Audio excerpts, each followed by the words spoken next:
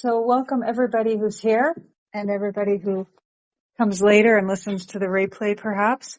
We're starting a new series of classes today on Aparokshanubhuti. And please know that you'll be very welcome to bring up your thoughts and questions at the end. Also, for everybody's study and reference, there's a couple new documents available. So the one that's pinned above, and when I'm done here, Bindaji can correct me if I am inaccurate in describing these documents. The first one that's pinned above is a little book that was came out in 1938. And by the way, you can get it from booksellers like Amazon, very inexpensive if, like me, you like having a hard copy book in your hand, incredibly inexpensive. It's probably just printing costs or something. And so that's there, and it has each verse, and then it has a word-by-word translation of the Sanskrit, and then it has an overall translation, and then it also has what appear as footnotes, which I believe Bindaji will explain is like the sub-commentary from the person who translated it about 90 years ago now. And then in the chat, you'll find a version that is entirely just the Sanskrit, for those of you who want that to work with. So those are the documents, and we're thinking this will be a summertime class that will take several months to go through. What else do I want to say? Remember that replays are available on the YouTube channel Advaita Retold, and I'd recommend you hit the playlists tab where each Upanishad or text is listed, and then if you hit that, you get the entire series of classes just for that Upanishad or text. What else? So we're always here Wednesday and Friday, 8:30 p.m. IST, which is 11 a.m. Eastern for the classes, and then we have the open discussion Q&A type session at the same time on Sundays. My most huge gratitude to you, Bindaji, for taking the time and having the, choosing to make this part of your life and share it with us, and to Prakash in supporting with the moderation. When we're done, we'll turn hand raising and chat back on, and then Prakash will bring people up. So with that, Bindaji, please go ahead and clarify if anything needs to be about the link in the pinned above and in the chat. Thank you, Atmisha. Welcome all. We have a new text which we will be going through before we go to the Bhagavad Gita. Many might have wondered why after Upanishad a Prakarana Grantha or an introductory text is being introduced in between. Quite valid question. The reason why I'm doing this is twofold. One is people who have been listening to Upanishad without any introductory classes of Advaita, they are not very conversant, or they will not be in a position to understand the truth is known, well explained or understood by Shankaracharya's commentary and the details of it. But how do we practice it? There are a lot of people who are asking me this question. What is to be practiced? Should we practice meditation? Should we practice Java Yoga? Like many questions are coming to this. So those who have not done a Prakarana Grantha, which is an introductory lesson, the Prakarana Grantha is short treatise by Acharyas who are in Advaita, have written many such books. This one was written by Sri Shankaracharya himself. So says the historians. I am not an expert to evaluate and verify it is right or wrong. The second fold is that When we are going to Bhagavad Gita is a practical manual for everyone, irrespective of color, caste and creed. It is how we have to face life in any century, may it be 5,000 years back or 5,000 years later, doesn't matter. We as human beings will be always riddled with the same problems because we are what our mind is made of. So, to know how to do the applicability of Bhagavad Gita in our day-to-day life is also a target for me when explaining this book. This book is made of 144 verses divided into different topics. It is given in the table of contents, starting with the introduction and the qualification of the student to the details of how the qualifications are to be achieved. The book goes on further to explain into the details of what is the Atma and Anatma, Sharira, etc. While the book above print is written by Swami Vimuktananda in 1938 of Belur Mutt, and he has done a word split of the Sanskrit verses with English meanings in the prose order, and then he has written a English translation of the sum total of the verse, and specific words appearing or specific themes which are appearing in each of these verses. He has given his own interpretation in the behind, but he has not commented upon the whole verse per se. He has just translated it. But there is an older book which is entirely in Sanskrit with a small Ipani or a couplets of words written in Hindi by publisher Venkateshwara Press in Bombay, which carries the Sanskrit commentary supposed to be of Swami Vidhyaranya.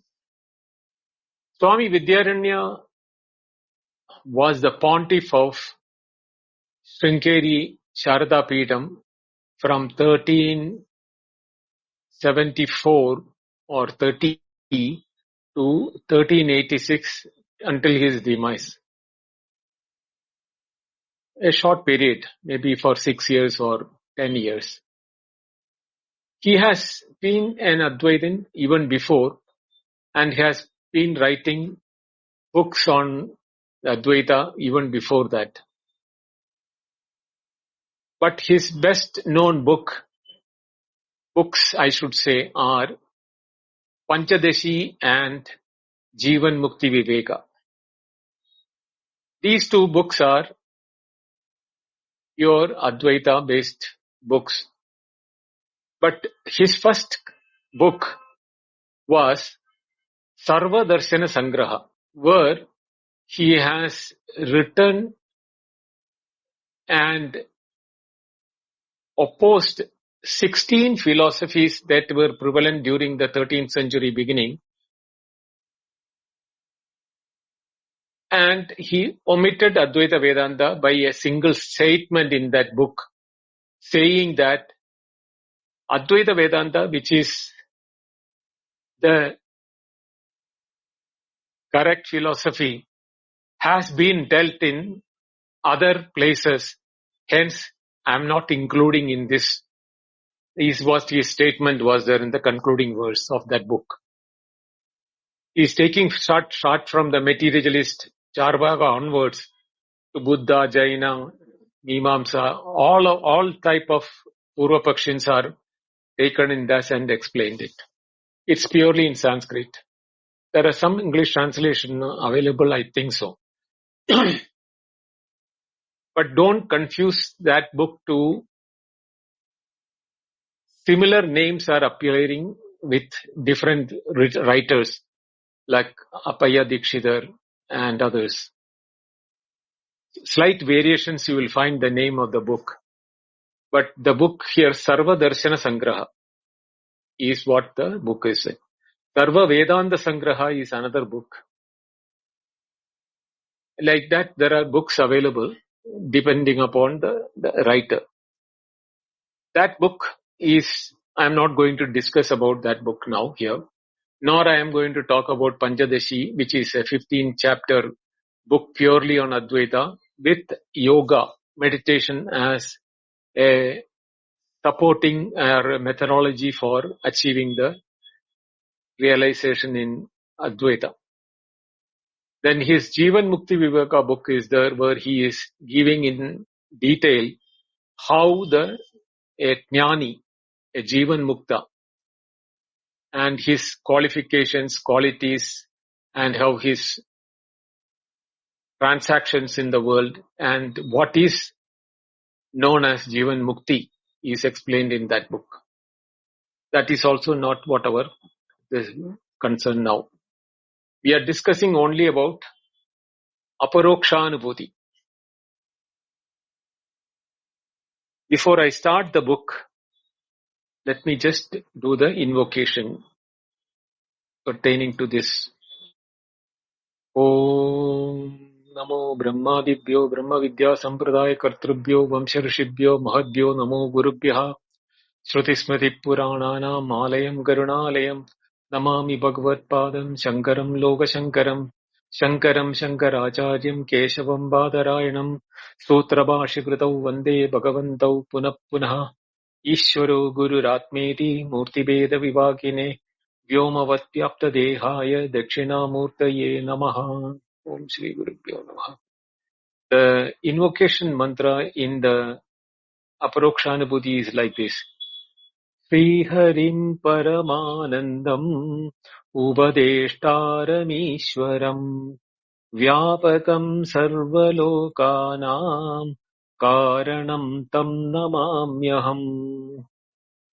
This chant we will be doing for every class. Now, when we are talking about Aparokshanubhuti, the word Aparokshanubhuti need to be understood first before starting the book.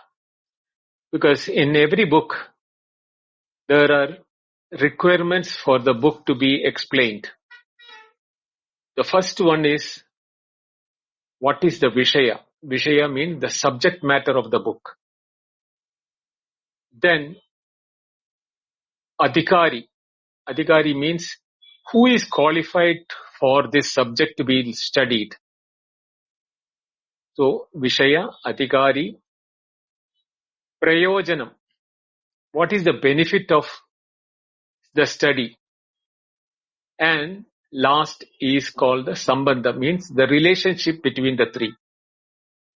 So we have got these four, which is mandatory for every book. When anybody who is commenting on a book or explaining about a book has to touch upon these four aspects of it. So the Vishaya or the subject is itself the caption of the book. Aparoksha Anubhuti. Aparoksha. The word Aparoksha means immediate. Immediate in the sense not time-wise immediate, but the most intimate.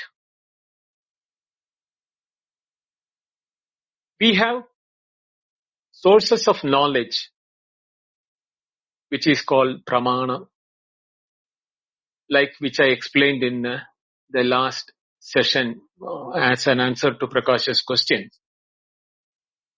The pratyaksha, anumana, upamana, arthabhakti, anubalabdhi, shabdam, all these things have been explained in that. The word pratyaksha in that one, first one, is a pramana. Pramakaranam pramanam. The means by which we acquire knowledge is, one of them is direct perception. When we say pratyaksha, pratyaksha means direct perception through the sense organs and the mind. So when we are having any knowledge without these 5 sense organs and the mind, we have no means of knowing anything in the transactional world. But what is not known directly but indirectly,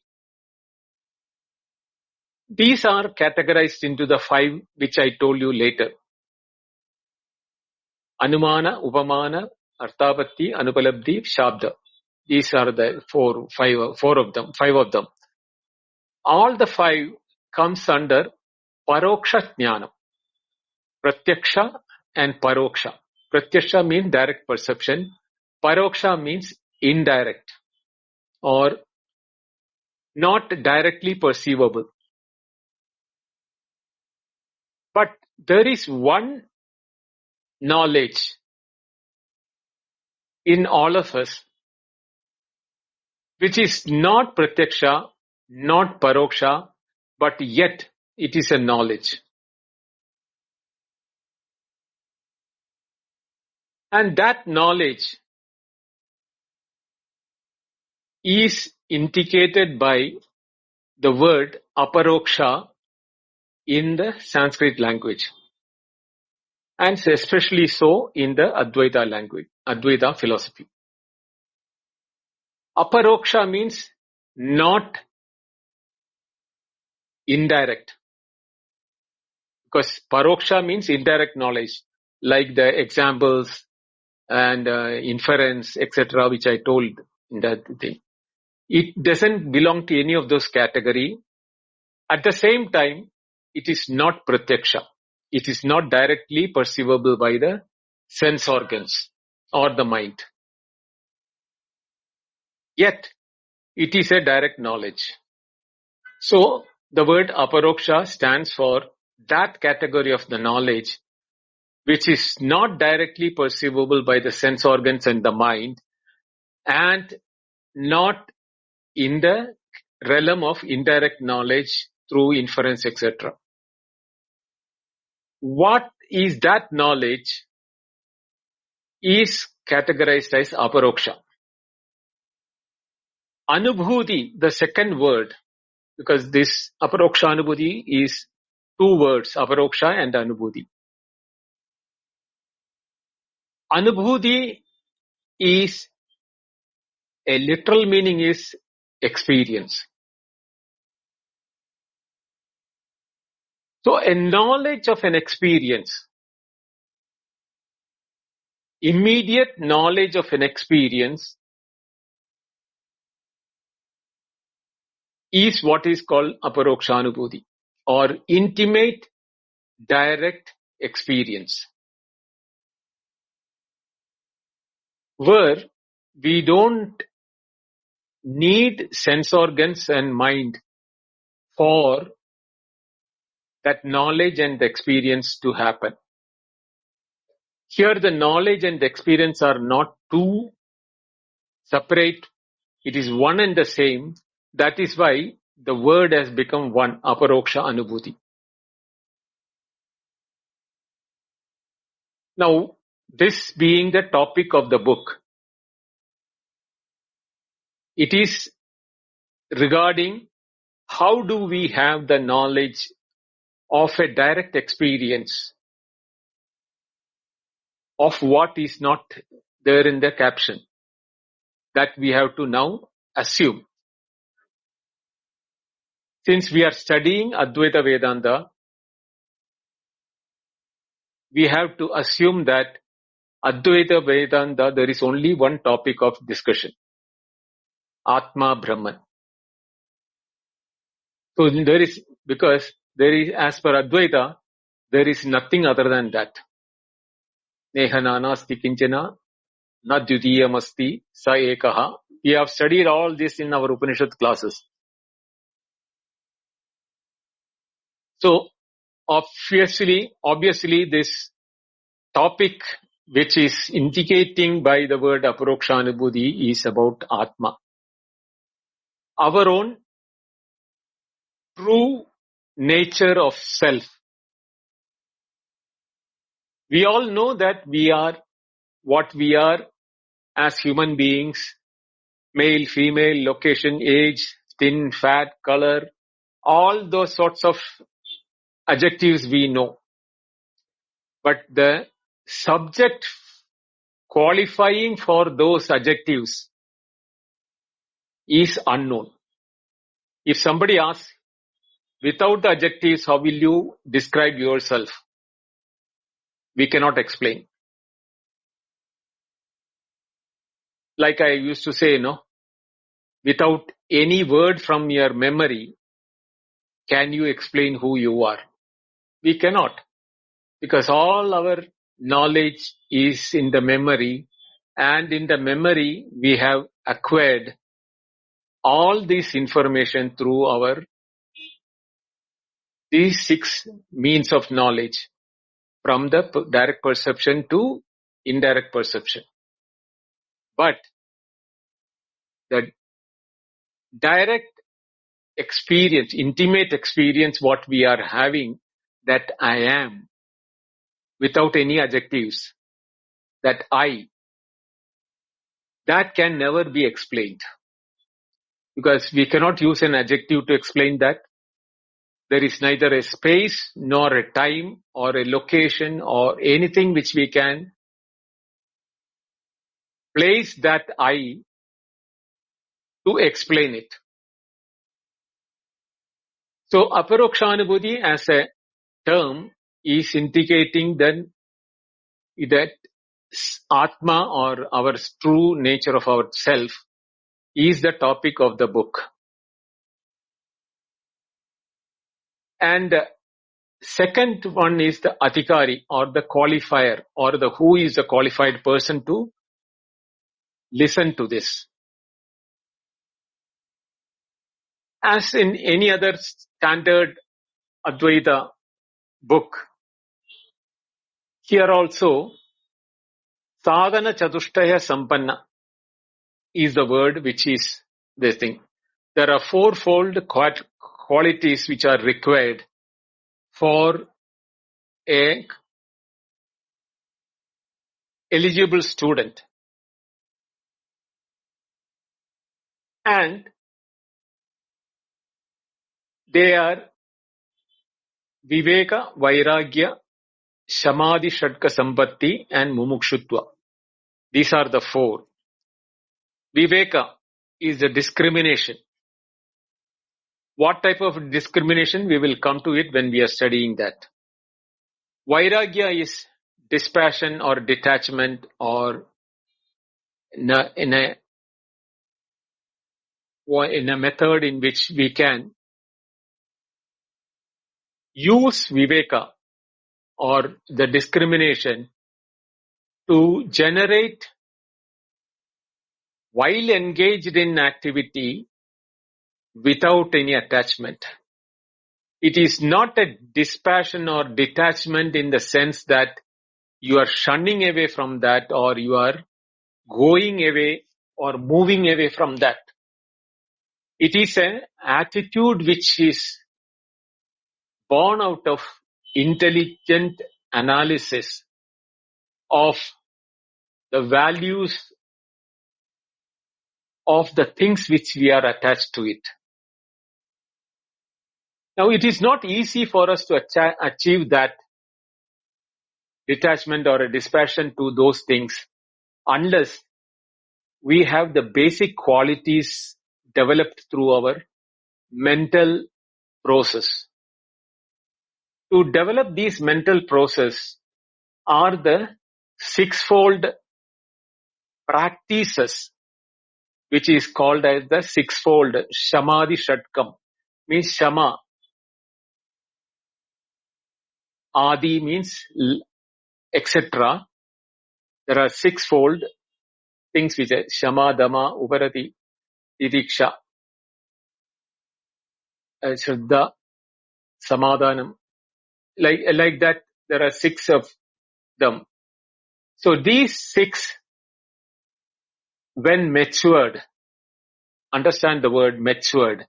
When these qualities mature in a person, when he applies the discrimination, then only that person can have a dispassion from the world of attachment and attraction. Why should we have a discrimination, and why should we be dispassionate and remove attachment to the world? Why not? Why can't that be there? And thing? Why should one do that? These questions can come because these are all natural questions which anybody should ask. What is the necessity for that? So, the word for that is mumukshutva. Mumukshutva, the word is the status of being in a desire or a earning for liberation or freedom.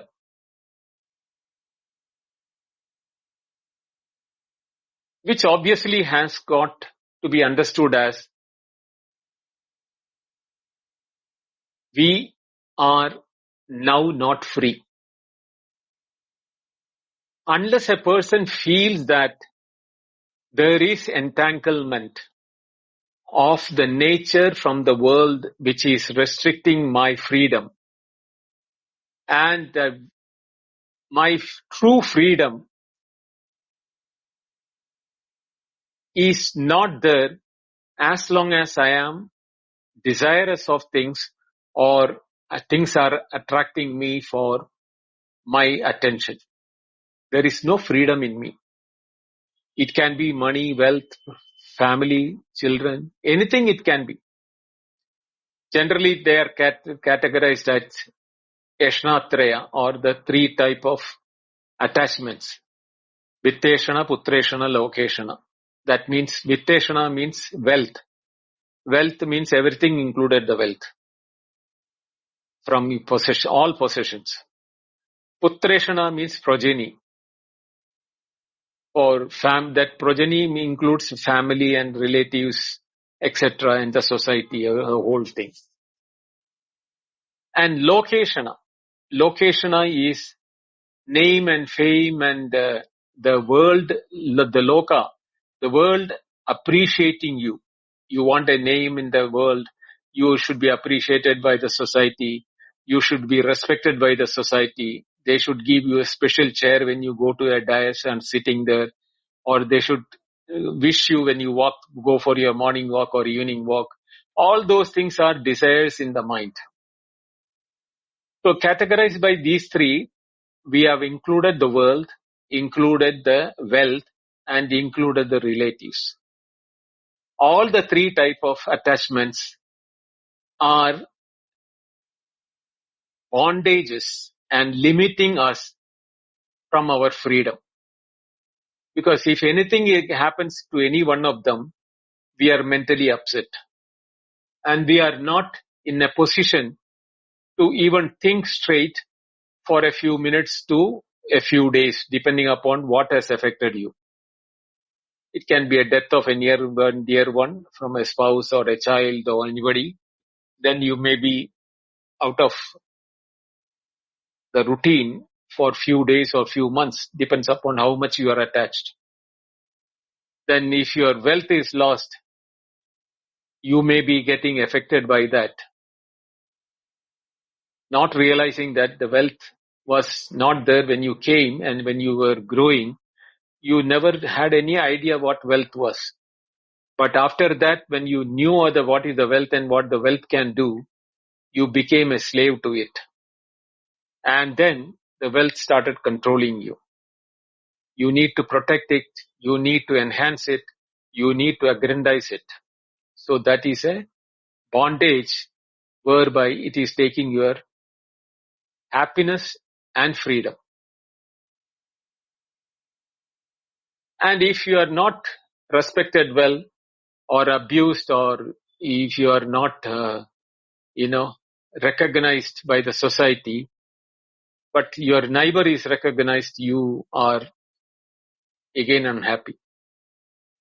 So these are all the things which is really what we call it as bondages.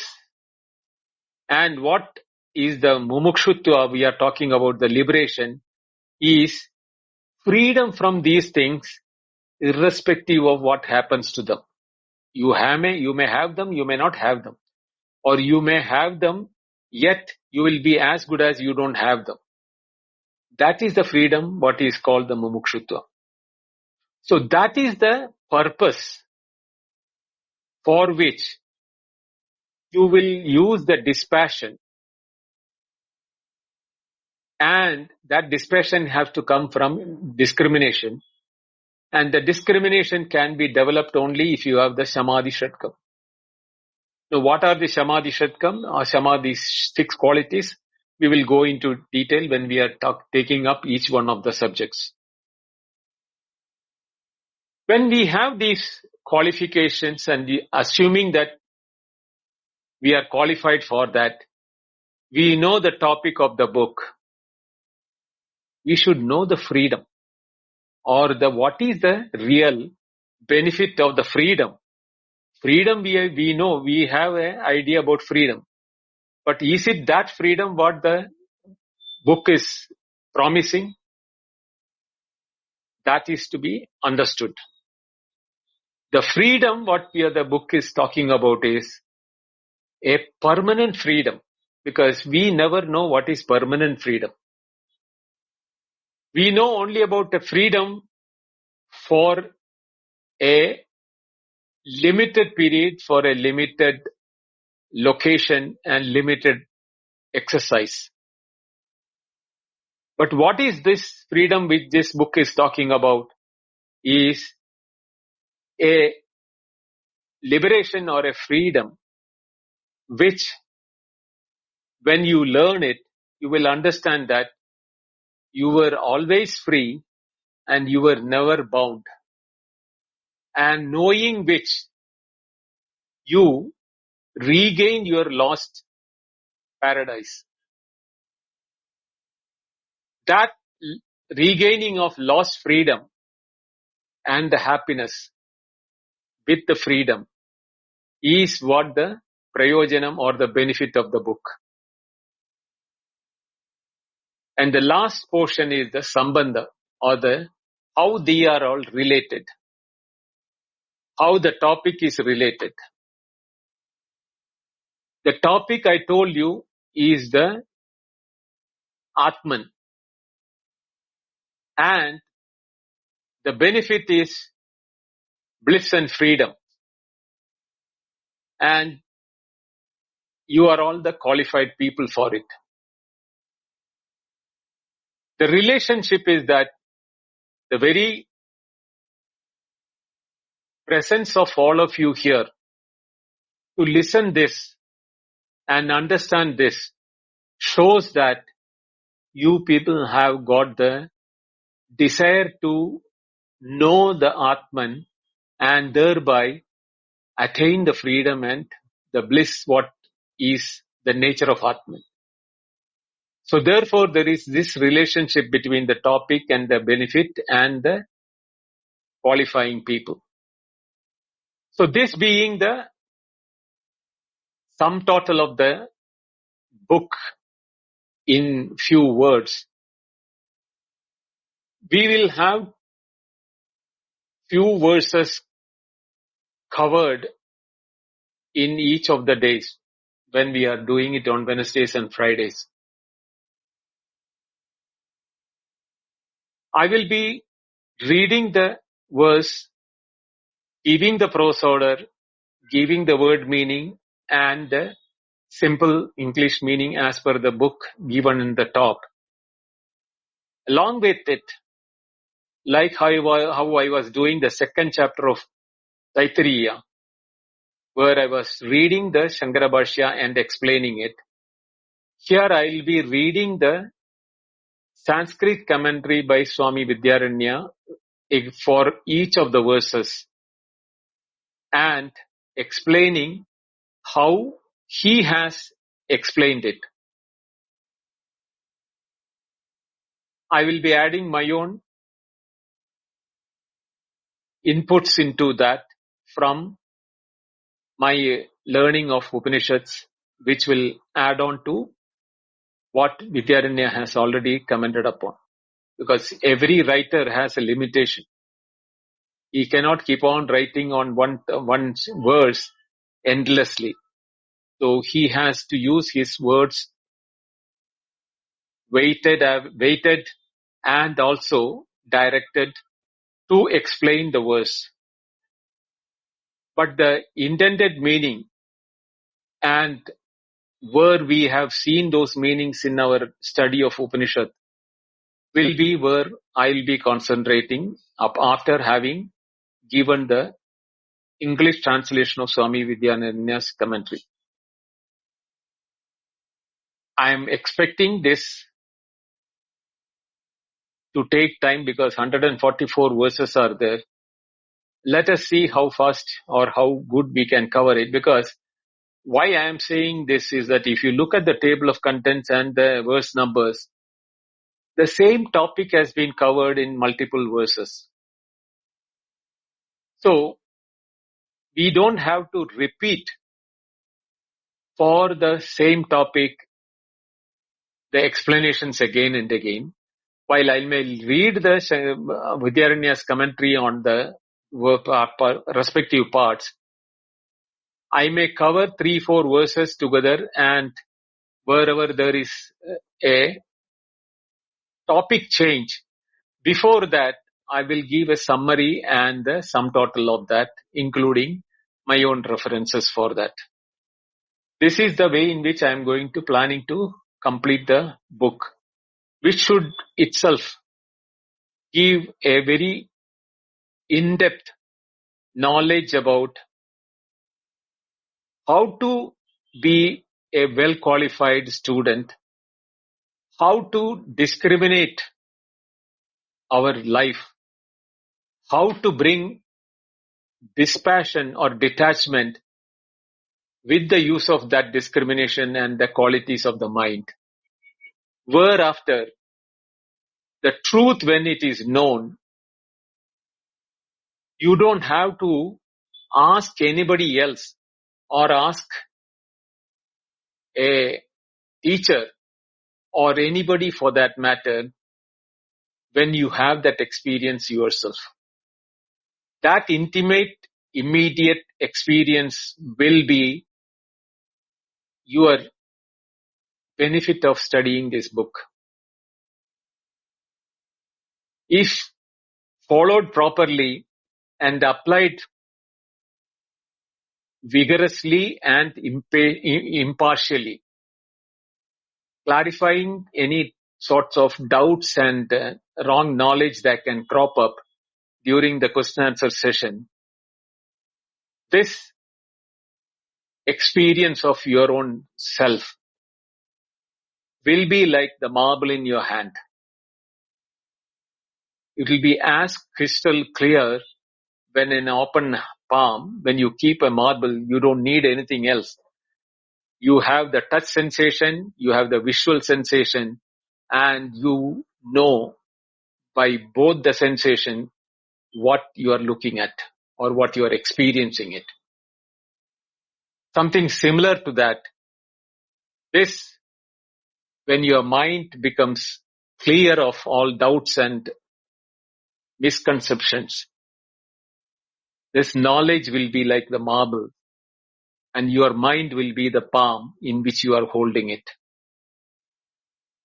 With this introduction, I am going to take the first invocation mantra, verse of this book, and I'll explain that. Shankaracharya is doing the invocation Sriharim Paramanandam Upadeshtaram Ishwaram Vyapakam Sarvalokanam Karanam Tam Namamyaham. So, the Swamiji has written, Aham, I, Paramanandam, Supreme Bliss, Upadeshtaram, the first teacher, Ishwaram, Ishwara, the Supreme Ruler, Vyapakam, all-pervading, Sarvalokanam, of all the worlds, Karanam, cause, Tam, to him, Sriharim, Namami, Aham Namami. Aham is the first word. I bow down to Srihari, the destroyer of ignorance, the supreme bliss, the first teacher, Ishvara, all-pervading, one and the cause of all lokas, universal. He has written the I and the cause. The I is the individual ego or the individualistic who identifies himself with the gross, subtle and causal bodies, undergoes various sufferings and strives for liberation. The cause, the efficient as well as the material cause, just as a spider weaves its net from the material of its own body, so does Ishvara create this universe out of himself. This is the first verse. Now, if you look at it in the format, the Paramanandam Upadeshtaram Vyapakam Sarvalokanam Karanam Tam Ishwaram Sriharim Aham Namami is the prose order for the verse. So, Sriharim is the word he has used here. And rest of them are all adjectives. Ishwaram is an adjective. Vyapakam is an adjective. Upadeshtaram is an adjective. Paramanandam is an adjective. Karanam Sarvalokanam is an adjective here. So when he goes into this explanation, we have to get the meaning of this verse from Vidhyaranya's commentary. But before we go into Vidhyaranya's commentary, Vidhyaranya himself has written 5 what you call slokas or verses, both to the teacher Shankaracharya and his own Ishtadevata. So we will just, it is not there in the English translation, but it is there in the Sanskrit. Those who are following Sanskrit can follow that. But for the benefit of those who are not having the Sanskrit translated into English, I will read and explain it. Suprakasha sahetur yaha paramatma chidatmakaha aparokshanubhuti-01 sohamasmi param sukham. Yap swaprakashaha, one who is self-effulgent, swaprakashaha. Paramatma, he is the Paramatma or the Supreme Atma.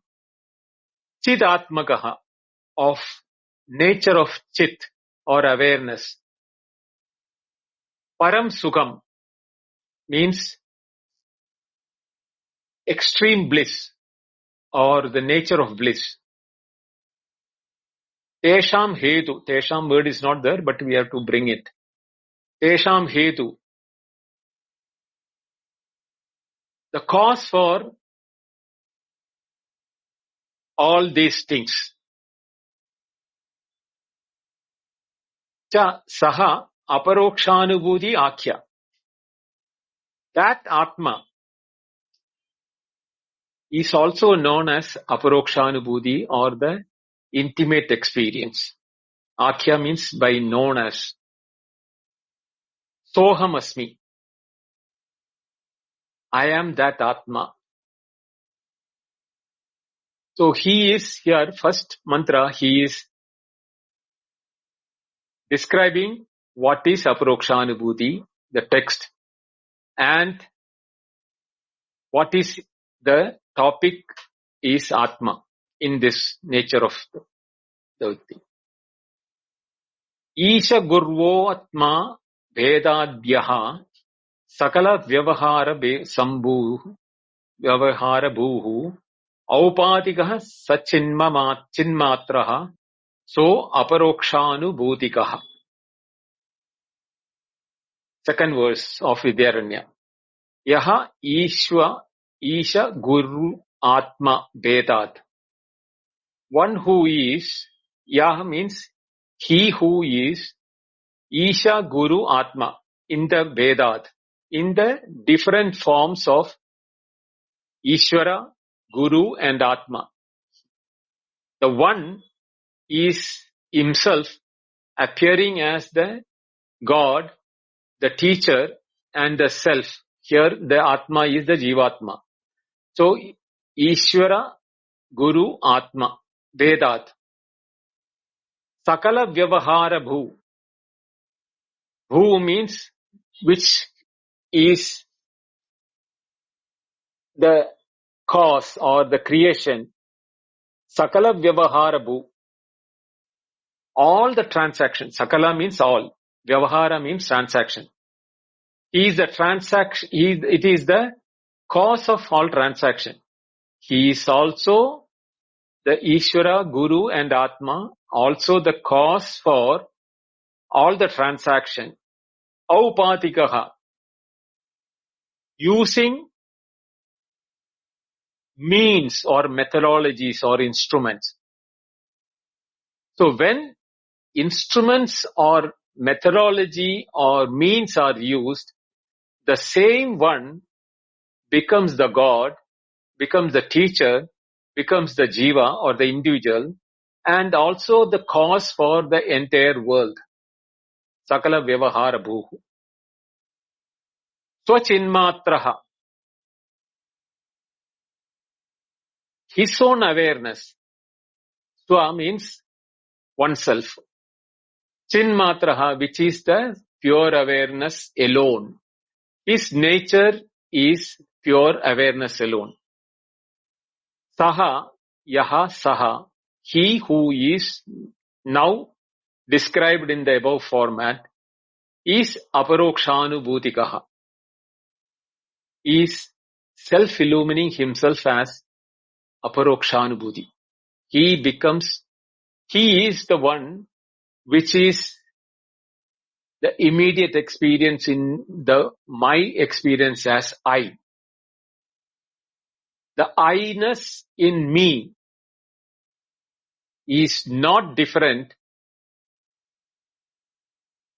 in reality, but when Aupatika, when instruments or the means are used, the same I-ness or the same which has now become I-ness in me is the same one which is in front of me as my Ishvara or the God or my Guru, my teacher, my Atma or my individuality, or the cause for everything other as the transactional world. This is the second verse. The third one, Tadevam Anusandaya Nirvignam Sveshta Devatam Aparokshanubhutyakhyam Acharyoktim Prakashaye.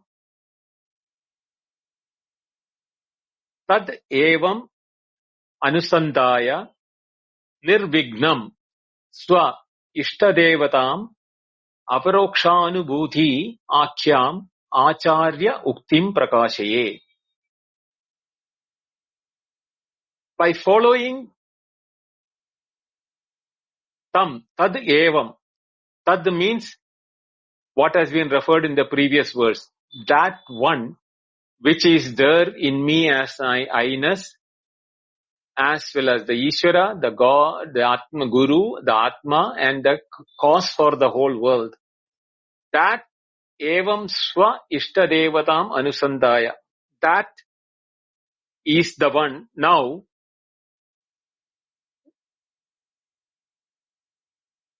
ishtadevata means favorite God, or your, the God of your heart. Anusandaya means following that logic.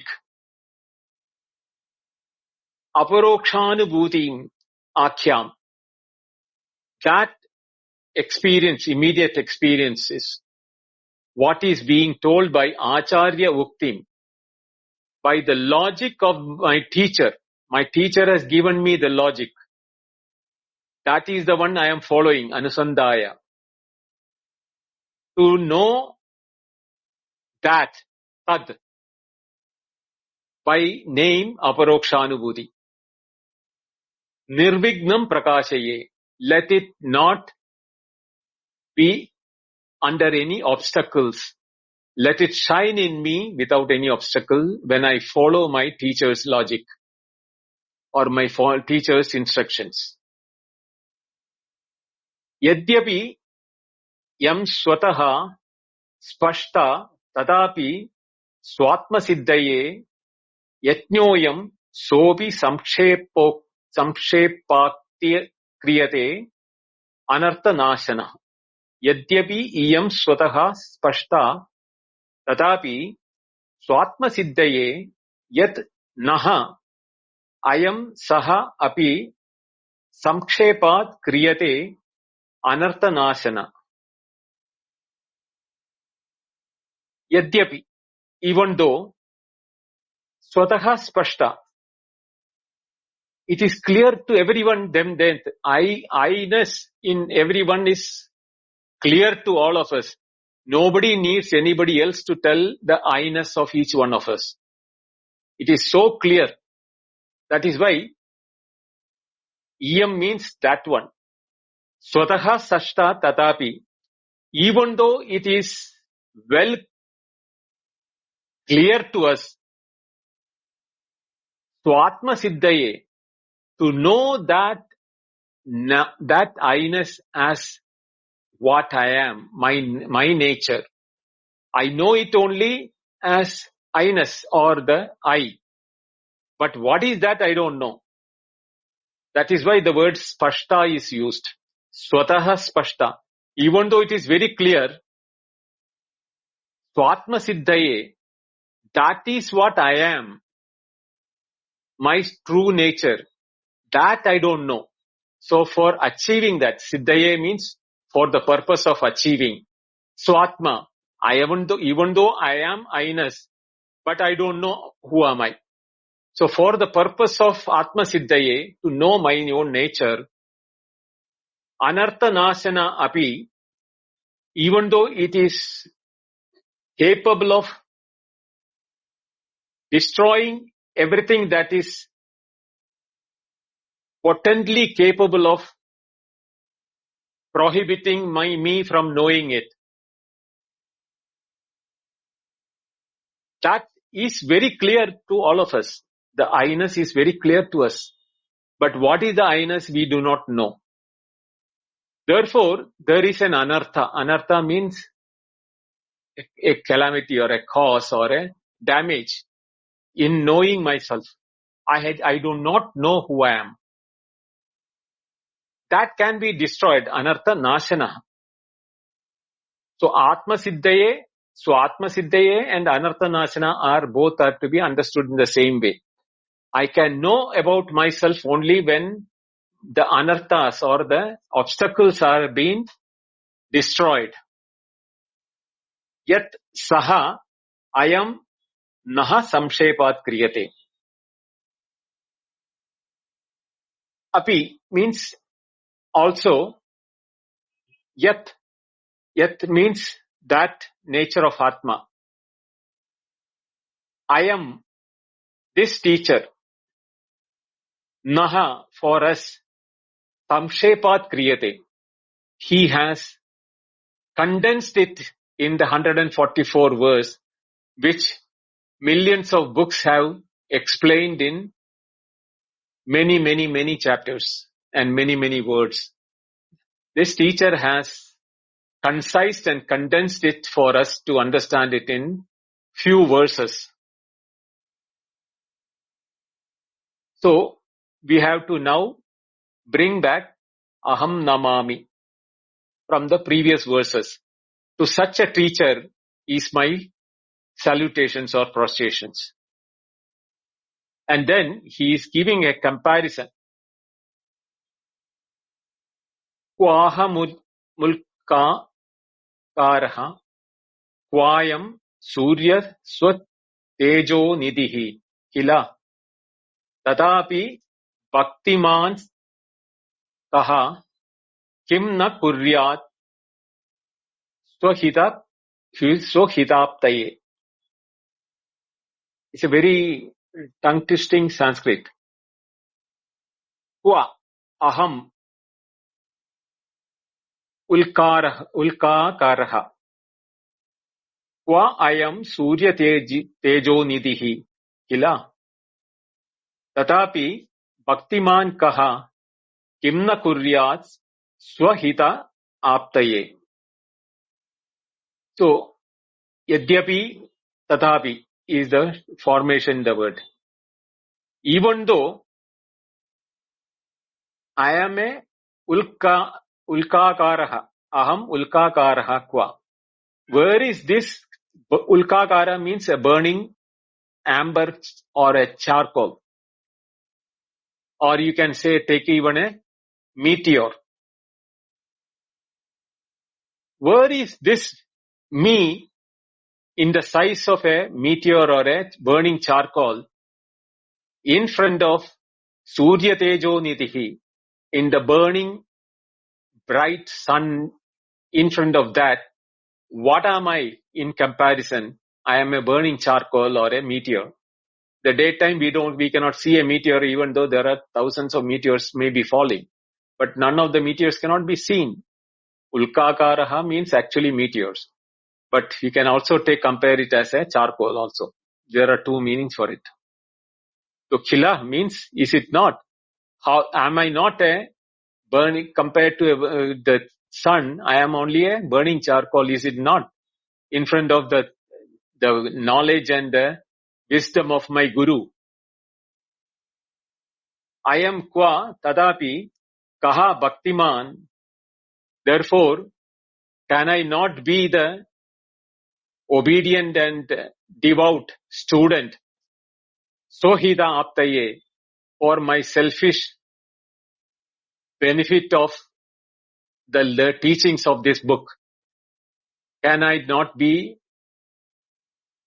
not devout or a obedient disciple of the master who has knowledge to the burning sun when I compared to me when I am only a burning charcoal? With this, he is completed that, his teacher as well as the subject of all our thing. Now Vidhyaranya Swami is going to enter into explaining the first sloka, Sriharim Paramanandam Upateshtaramishwaram Vyavakam Sarvalokanam Karanam Tam Namamyaham. That verse is going to be explained by his commentary, Sanskrit commentary, which I will take it in the Friday's class. Om Purnamada Purnamidam Purnat Purnamudachyate Purnasya Purnamadaya Purnameva Vasishyate. Om Shanti Shanti Shanti.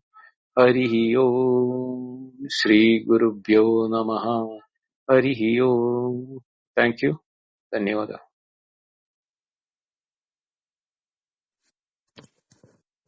Thank you, Binduji. I'm very happy to be having the start of a new class here. Anybody who would like to will be opening the hand raising and the chat. If you'd like to discuss any of this class with Binduji, please do come up and let us all benefit from what's on your mind. Prakash, did you want to say anything? Yes, definitely. Yeah. Well, thanks everyone for coming, and Pindoji for such a profound insight into Atman, through Aparokshanubhuti.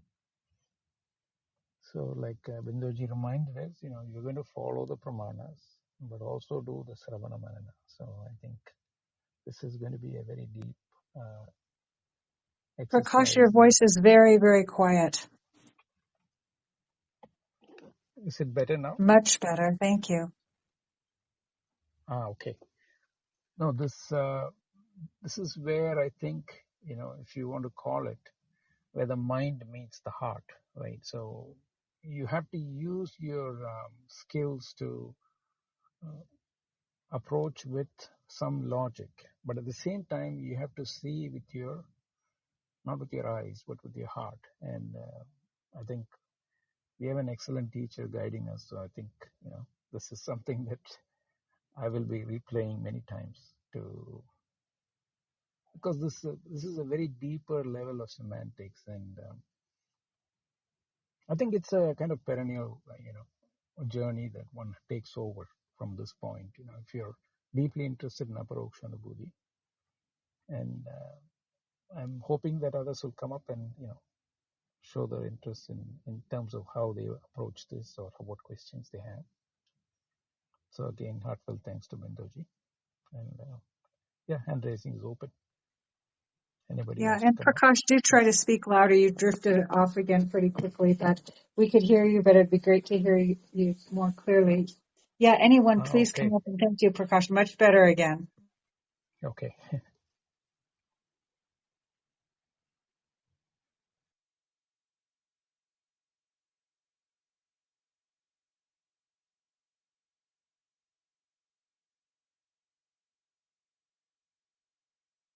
Okay. This first class. I don't think anybody has got any doubt or Okay. anything to ask. So, Okay. Oh, Ganesh. Ganesh would like this. Okay. Namaste, Ganesh.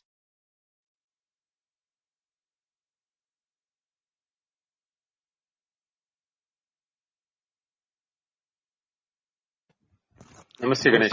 Namaste, Bindoji. Namaste.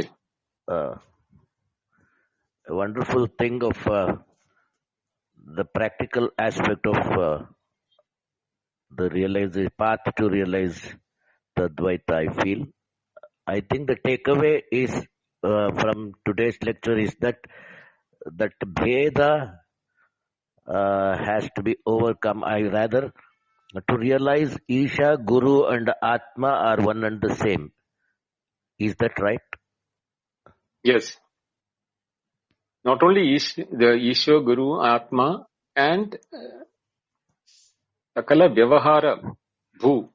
all creations Yeah. as for the transaction, they are also not different from that. So, Okay. anywhere if you should not bring any differentiation between any of them. Okay. So all that is Chinmatra itself. Yeah, it's all by one only. Okay. No, the word Srihari will be explained in the next Yeah. class. The normal tendency for everyone to take Srihari is Vishnu's name, but you will Yeah. find what is Srihari in the name in the view of Advaita.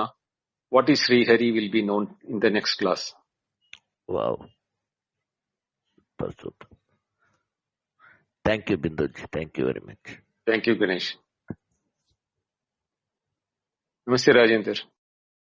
Namaste.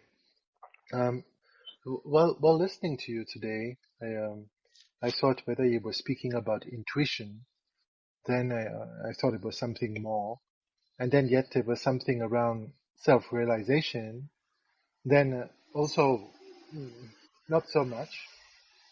And then I thought you were speaking of which is a very powerful idea of, somehow rejecting all external concepts, including religious concepts or political concepts or whatever. And like through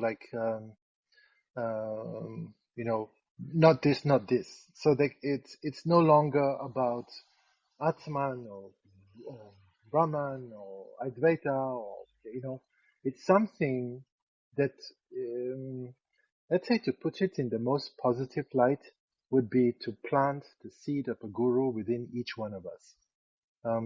Can you share your thoughts, please? Exactly. See, the purpose is to eradicate the differentiations which we bring in our transaction with a separate attitude. I am separate from the rest. May it be God, teacher, or the transactional world where I am interacting with. I am separate from everything. With I amness, when you have the separatedness in that, what happens to us will have to be understood first. And what is the reality of that separatedness? Is it a real separatedness or is it an imaginary one? When that happens, when the nature of that is understood, the whole curtain falls down. There are no more audience. There are no more actors. Everything becomes a play. And in that play, all of us are actors and audience simultaneously. That will be the experience where we will enjoy our life as a play rather than worry about I am separate and I have to do this for my family, my world, my society, my God.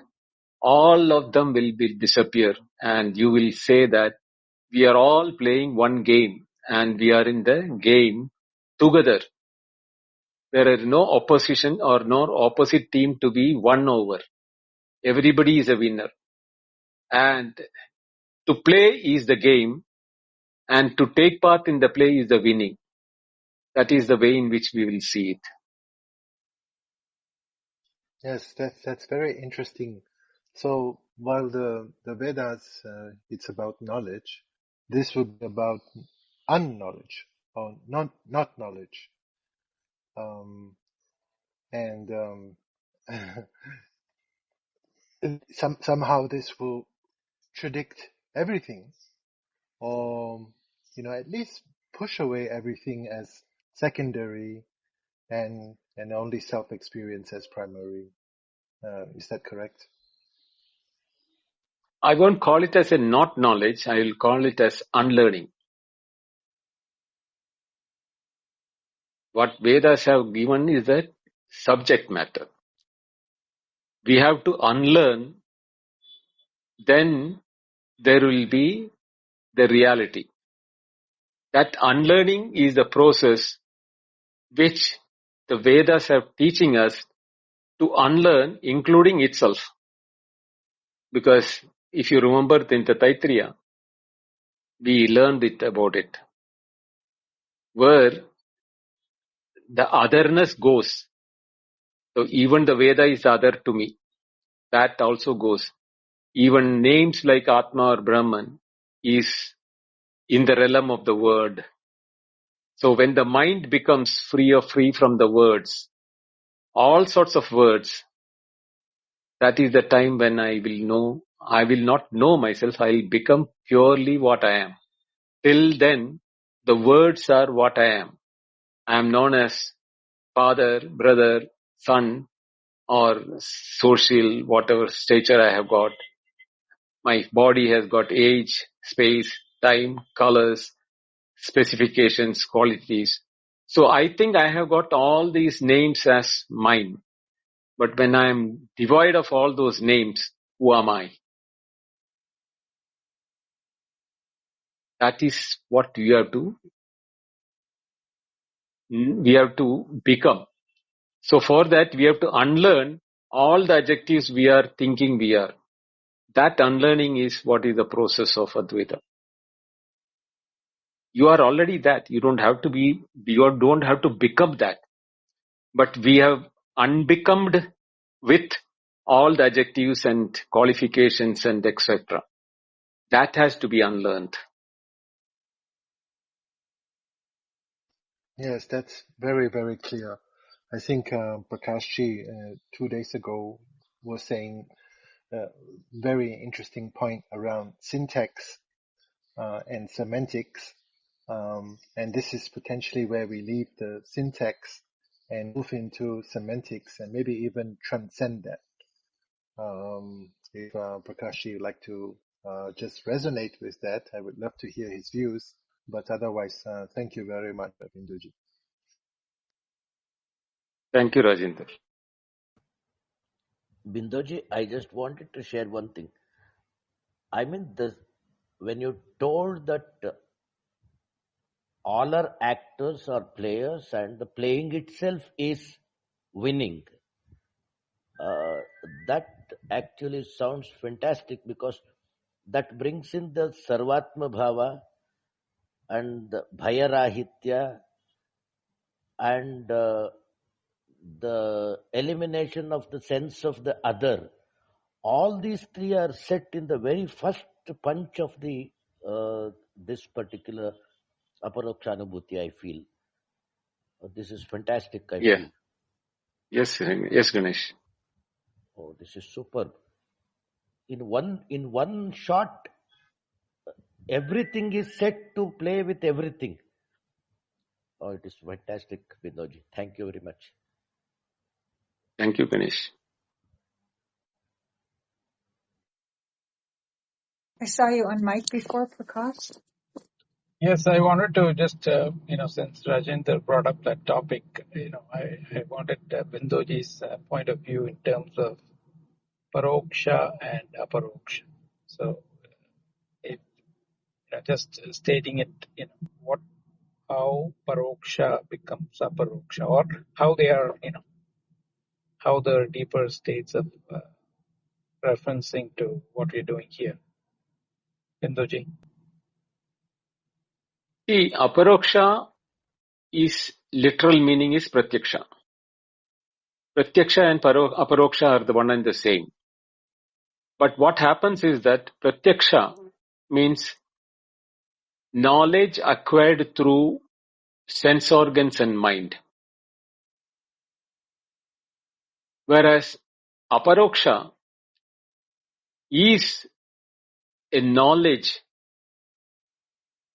but not through sense organs and mind. A knowing without mind. A knowing without dependency on the sense organs to bring in information, because it is about ourselves. So it is not outside. So sense organs are not required. But mind is also not required. To know our true nature, even when the mind is not there, we are what we are. But we cannot know like an object, like what is happening in the mind, like emotions, feelings and thoughts. That is not there, because emotions, feelings and thoughts are known as objects by me. The subject being aware of the subject itself.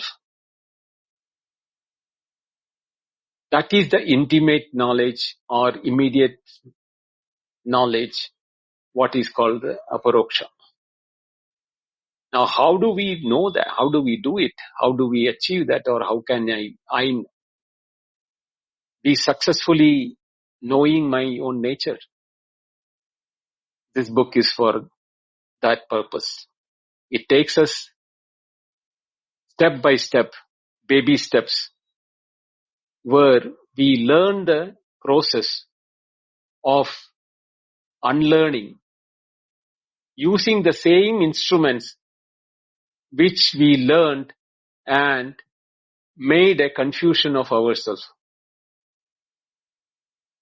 The same eyes will be seeing, but not what we see. The same ears will be hearing the sounds, but not what we think we are hearing. That, when we are doing that, I am reminded of that mantra, Pratibodha Viditam Matam Amrita Vindate. Every experience, through every sense organs or every pores of our body, all the time, what we are knowing is ourselves, but we do not know. Pashyanna vijana pashyati mudha. Seeing, we don't see it. Hearing, we don't hear it. Seeing, we see what is thought to be what we are seeing. Hearing, we are hearing ourselves, but we think we are hearing about sounds and descriptions. We will learn in the process. When we see, we don't see the objects, but we see the subject, what is seeing the object. When we are hearing, we don't hear the sound, but we will know the subject who is hearing the sound. Like that, that takes us to the aparokshatvam of knowledge. Not depending upon the sense organs, not depending upon the mind, but the subject, apprehending the subject. That is what is aparoksha.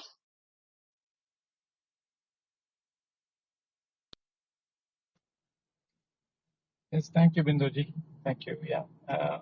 I'm also reminded, since we have time, I thought I'll ask this question. Because there is this, series of pointers, starting with avidya. So avidya, avarana, vikshepa, paroksha, aparoksha, dukkha nivarana, ananda prapti. So can you contextualize it in that series of pointers?